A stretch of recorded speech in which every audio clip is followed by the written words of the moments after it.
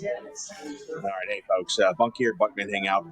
This is something that I've been looking forward to doing for a while, and this is one of the reasons why I started my, podcast, YouTube podcast. And there's this gentleman who's sitting right in front of me. He's literally right in front of me, across the other side of the table. It's Jake Pratt, former Army helicopter crew chief, and two different types he loves, Blackhawk, and what else? Yeah, flew Blackhawks and Lakotas, UH-72 Lakotas. Lakotas, okay, right. Well, we're on here today. It's been a bit of a journey, just getting to this point, and then also, I think for Jake, a journey for him getting to the point where he's at now. And so, if you want, man, just take it away. Tell us, where you're from, and then kind of go into the reason you decided to join the Army and do what you did. Yeah, so the Army was never really an expected path for me, honestly. I joined right out of high school, so I was 17 when I met with the recruiter, who just happened to be in the gym class, and I liked what he was doing. He was working us out, and I think it offered me a sense of discipline that I hadn't really been around before, and it was attracting to me for some reason. So I talked to him. I think a week later, he showed up at my house. I invited him. I didn't tell my parents, so my mom kicked him out. Are your parents, are they big on the military, or are they kind of like, yeah, and that's not something I want my son doing? At the time, not really, because I didn't have anybody else military in my family. Okay. My grandfather was military, but he was the only one. So, right. They weren't too familiar with the process, and honestly, neither was I. But, I knew I wanted to do something different. I was very musical and artsy in high school, so nobody really expected it out of me.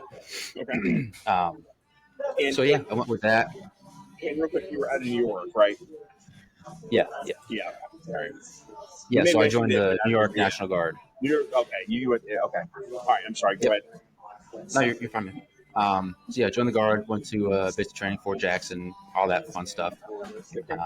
I got to my unit about probably a little over a year later after AIT and everything, and I immediately got put in a flight company. So did you know that you were going to be a crew chief, like aviation? Was that something that, how'd that work? Yeah. So basically, my MOS is 15 Tango, so it's a Blackhawk repairman. So my actual job would have been, or is, to just fix the aircraft. It's Blackhawk mechanic. Okay. Now, within that MOS, there are flight slots. Like Alpha Company is a flight company in my unit. So basically, I was selected to join the flight company. Okay. That's just an additional duty, right? So you go through your progressions. You have an FI who goes through all this classroom work with you. You go through all the regulations, the manuals. It's a lot of stuff.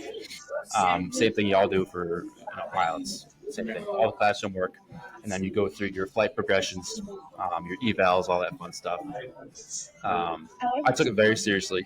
I was pretty nervous starting out. I remember one time during an annual training, they had like a end of training party or something like that, and I had my R01 eval, which is like your last eval you get before you can fly by yourself. Okay. I had that the next day, and I wasn't at the party because I was in my room studying. Okay. The entire night. So I always took it very seriously. And these were Blackhawks? Yeah. Okay. All right. Yeah, my whole career, I was in Blackhawks for 10 years, and then I was in Lakota for 1 year, okay. Almost a year. Yeah. But yeah, so I always took it seriously, and I was really attracted to the role of the flight instructor. Okay. That was something that interested me from the beginning, and so that's kind of the path I took. Once they realized that I had an interest in becoming an instructor, they jumped on that. They were putting me in roles to fly with the new guys a lot to kind of see if I had the ability to instruct. Okay. They sent me to the instructor's course, and then once I graduated that, it was like nonstop. I was constantly flying, doing progressions with people and classroom instruction. So as an air crew, for example, in the Navy, at least this is the way it used to be. I don't know about now.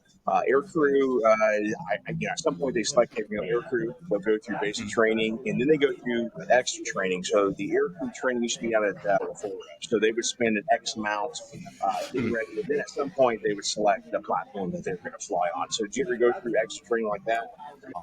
Now, once you're in air crew, all the training is done in house for your base crew members. Now, if you're going to be an instructor, maintenance pilot, any additional duty on top of that, there's a course that you go to. Okay. But if you're just going to be a crew chief, you're selected, and then the FIs go through start to finish and make sure that you're capable of performing all the tasks to standard, and then going to fly by yourself. Right. Okay. All right.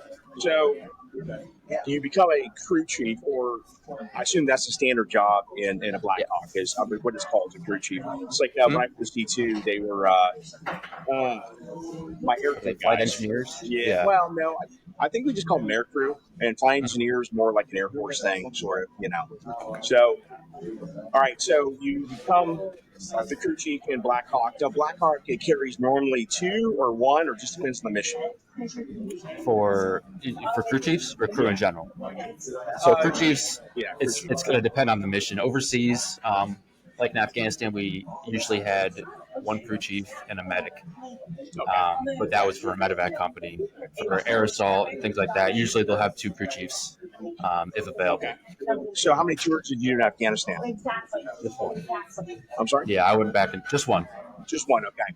And for that one, you guys were okay. For that one, you guys were what's it called? Dust off? Is that the dust on? Okay, so you guys are So you were the crew chief. You had a medic on board, and the idea was you would medevac any soldiers or maybe Afghanis that were on our side, right? Yeah. Okay. All right. And so medevac was awesome. I was air assault my entire career. Okay. Until the medevac deployment, they needed some crew chiefs. They were heavy on medics. They didn't have enough crew chiefs.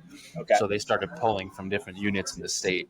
Okay. And obviously, I ended up going, and I loved it. I honestly loved it. The different jobs, like when I say air assault, medevac, all those different.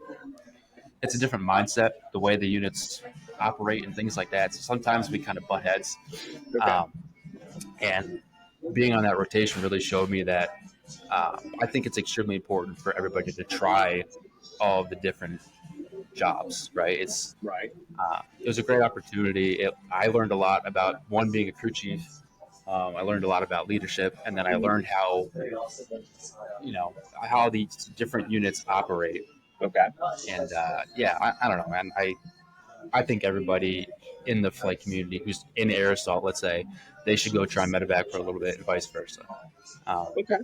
Now, it was a great experience. Great experience. And so, do you guys develop like a relationship with the pilots? For example, when I flew C2s, we had our air crew, and so we bonded, right? Because we're always flying mission with them. We go, once overseas, we would land at bases, and maybe sometimes there was some jealousy between the maintenance types, admin types, right? Because they felt, okay, they're getting too close to the officers and that sort of thing. So that happened to you guys? Yeah, it's exactly the same. Yeah. Maintenance companies tend to get abused in a way because, all the heavy maintenance goes to them. So if something goes wrong with the aircraft and it's above, a certain level of maintenance, they get stuck with it. And then they got pilots and crew chiefs coming at them saying, hey, when is this going to be done? So those guys, there's that level of jealousy is definitely there. Because air crew, air crew is air crew, right? Like, we have to be closer than everybody else. We have to have those relationships. We have to have that trust. That's the biggest thing. So definitely we were just a group of guys, especially over there. We were just a group of guys and a girl. And we did everything together. We hung out together, had breakfast, lunch, dinner together, flew missions together. It's extremely important to have that trust with each other. And which base were you out of? I was out of Tarancon, TK. Okay. So it was a small fob. Yeah. Small fob. Okay. Gotcha. Yeah. When I was in Afghanistan, I think, I was at contract time and we were always at a Bagram. But, with the King Airs, you need a long runway. So I know the helicopters and that sort of thing, they would operate at fobs and whatnot. So you did your tour there? Yeah, I was there. I was out of Kandahar, but I was at TK for, I think, 6.5 to 7 of the months that I was there. Okay. And what year was that? 19. 2019. And then following that tour, you come back and you're going to end up flying in Lakota. Yeah. And was that for New York? Was that here in Texas that you did that? So that was for New York as a part of the border security rotation that's constantly going on.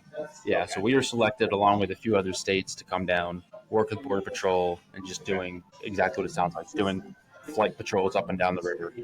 Okay. So that's the whole point of the Lakota's platform is mainly for surveillance. It's not a very strong aircraft. We don't use it for a lot of other missions other than surveillance because of the camera systems it has on it. Okay, just doing that. And so I'm not very familiar with the Lakota. Compared to a Blackhawk, it's smaller than. It's a little baby, yeah.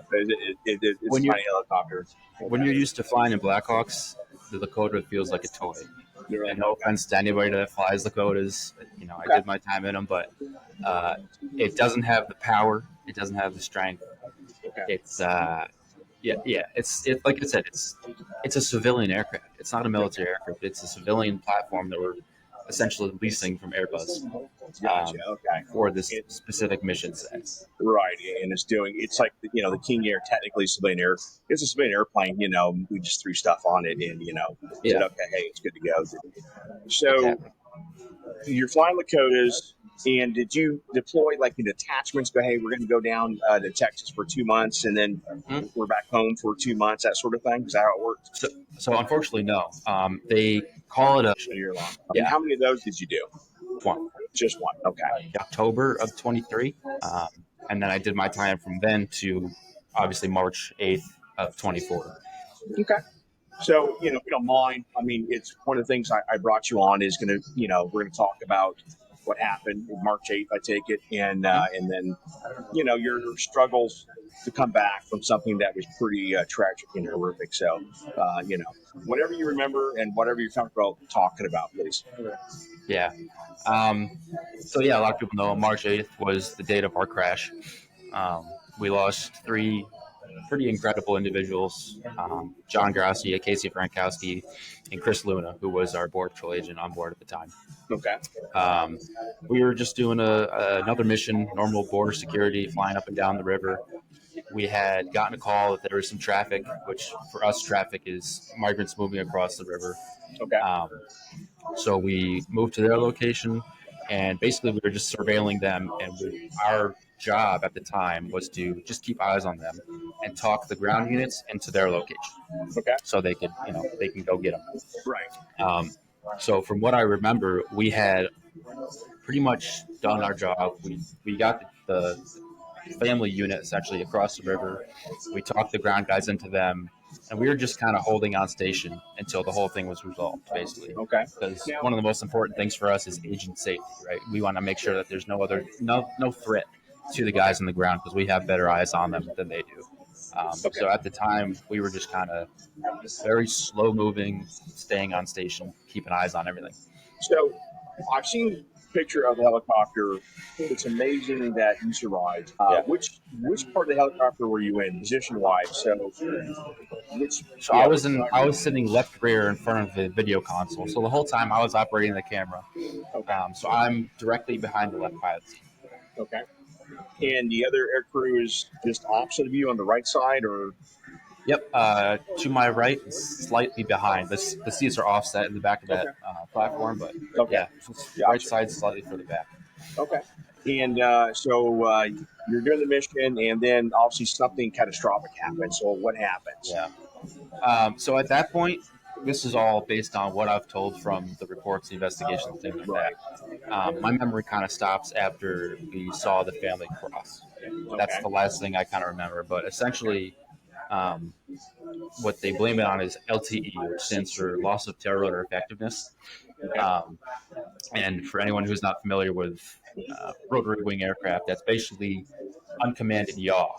So the tail is going to start turning without us putting in sort of input to do that. What can cause that? It's kind of I think they call it an aeronautic phenomenon or something like that, but basically high power settings and slow airspeeds, which is exactly what we were doing, because in that aircraft, since it's not very strong, in order to hold a hover or to do a very slow pattern, you have to be at a relatively high power setting. So unfortunately, we kind of meet all the criteria for that. And at that point, all it takes is wind, right? You get the wrong wind, or you're not familiar with the wind directions, whatever it may be. And in that aircraft, it's kind of known. It says it in the manual. if it's not corrected within a few, don't quote me on this. It's a few seconds, I believe, but basically it's uncontrollable at that point. Okay. So you're going to start to spin if you don't react to it fast enough. And what was your altitude? Did they tell you how high you guys were? I honestly don't remember. It wasn't super high. We weren't over 1,000 or anything like that. We maybe 400 or 500, if that. But I truly don't remember. Yeah. So okay. What is your first what's the first thing you remember post crash?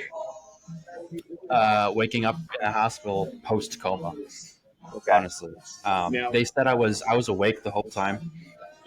When they pulled me out, I was awake. I was able to talk to them. I was obviously pretty crunched up. Right. But this is all just what I've been told through the nurses and the doctors. But they said the whole time I was talking to them, and then I guess the last thing I said to the doctor right before I went into my first surgery was like, "I'm pretty jacked up, aren't I?" or something like that.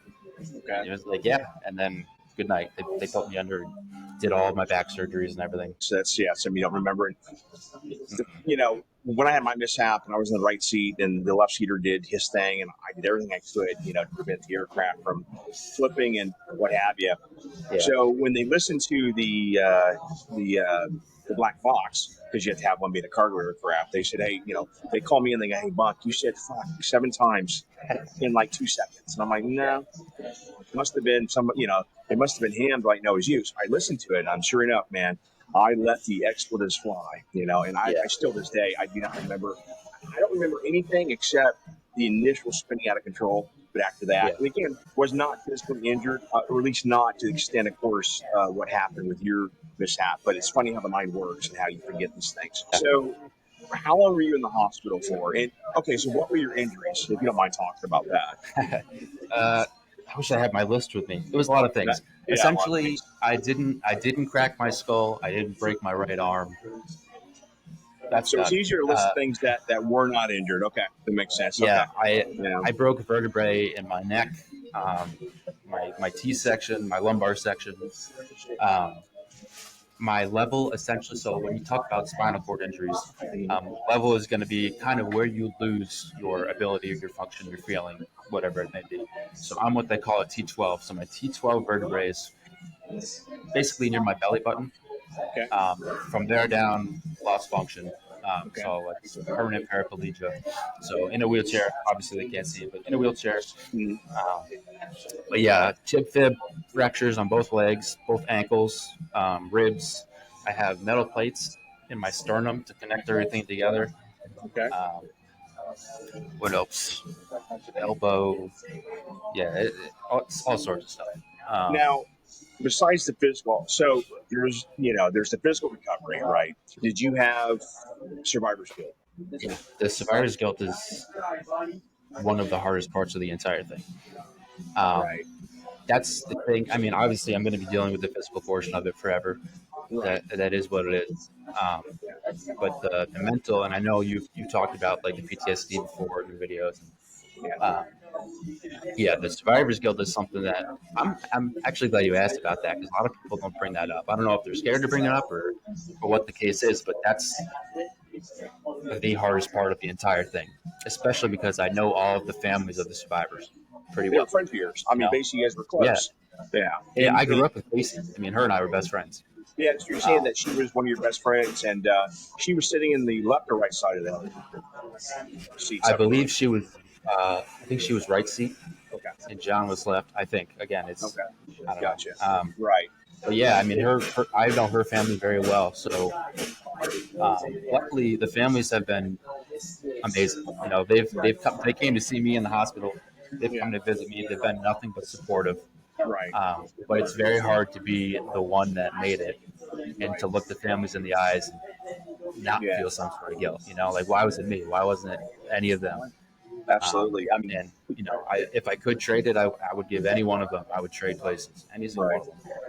I mean, it's and again, in my mishap, we all survived, right? But I always thought if someone had lost their life, I personally would have stopped flying. I would have had my wings in. Basically, because I was the one in charge, right? So that's something that I'd have to go through. Nor would I have to go through the injuries, physical injuries that you have. But the one thing that when you go through something traumatic is, besides the survivor's guilt, what you have is going to be the trauma and thus the PTSD. Yeah. So, how has the VA or the Army, then the VA, been in treating you or help you, deal with what's going on there? Yeah.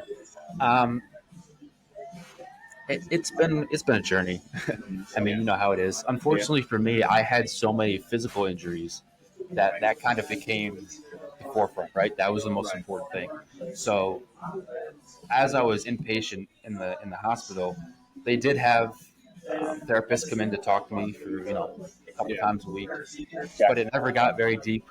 We didn't get to really, get into the weeds with a lot of things because they were so focused on how I'm healing, how I'm reacting to my physical injuries. Right. People would expect when you get paralyzed, they're like, that's so important. How do you feel about losing your legs? It's like at this point, I could give a shit about losing my legs, man. Like Okay. that's the least important thing to me right now. I have Right. other things in here that need to be dealt with. Sure. Now the VA they've been great. Okay. Um, they've brought me into a program where they have other spinal cord injury people, other veterans, where we sit. It's basically a group therapy. We'll sit down, just share stories, Okay. and kind of talk about. We all go through the similar things, similar issues. It's Right. nice to talk to people who are just like you. You know what I mean? Right. Who Um, suffered same or very similar injuries to you. And I've heard, and through our discussion, of course, but I've heard that, all right, my service dog has gone down to see you, Jake. it's So, right by me. all right. Okay.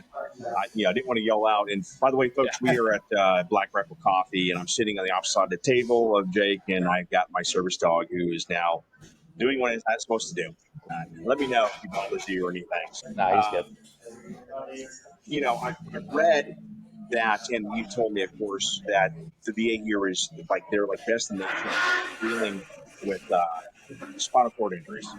Yeah. I mean, so what you're saying is that okay, that they've been good in They've helping you yeah, get so back. they were one of the options that I was given for my spinal cord specific treatment. There's Walter Reed.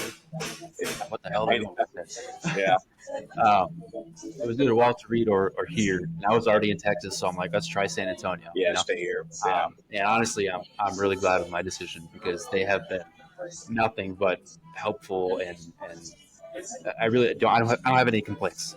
I mean, I went in, they took care of me. The nurses were amazing. I'm still in contact with the nurses there because I'm at the VA constantly. Um, okay, the right. nurses are great. The doctors are great. Anytime I need any sort of treatment, I can just roll in there to the spinal clinic separately from the rest of the VA Yeah, and say, hey, I have this going on. okay, They have their own clinic just for spinal cord injuries. They'll take you right in, give you whatever you need. I mean, in terms of medical care, they've been unbelievable.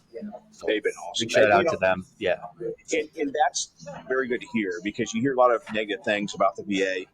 Unfortunately, my stuff,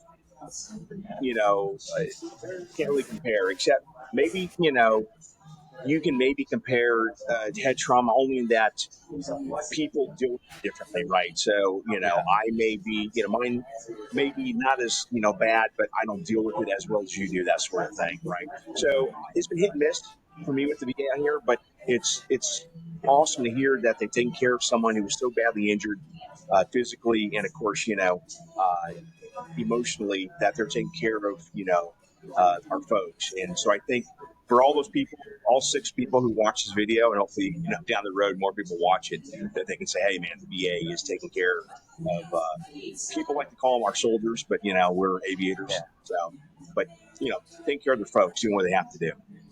yeah. So what now? Now that you're here, by the way, your truck is awesome. That's why I first met Jake. Is I was outside and I see this awesome, black GMC with everything on it. And there's a mechanical arm, so I'm like, oh, okay. Obviously someone who has it is, has a physical issue. And then I walk inside and I see you've got all these awesome patches on your wheelchair. And I love the one patch, which is on my computer, not this one, but the Flight Daddy. Yeah. Right, so that's your name. Okay, yeah, Flight Daddy. Is that like Yeah, a Flight Daddy was it's just something I started once I became a flight instructor. right? I became an NCO at a pretty young age, an uncommissioned officer. How are you? So I've been kind of, I think 20, Okay.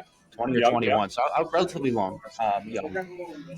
And I kind of climbed those ranks at the minimum time. I went to my schools right away.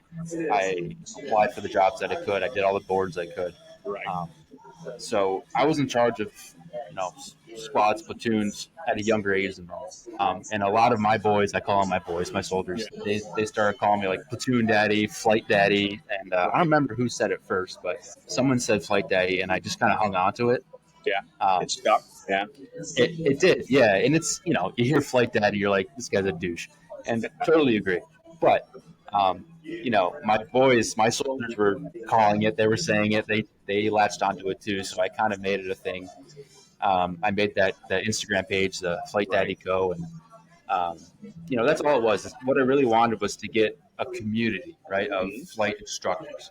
So, we can make it a discussion. We can talk to different units, talk to different branches even on standardization, TP, just everything, and the way we do things. And that was my goal, was to just get everybody together and have a community of instructors, and just we can share our stories and that kind of thing.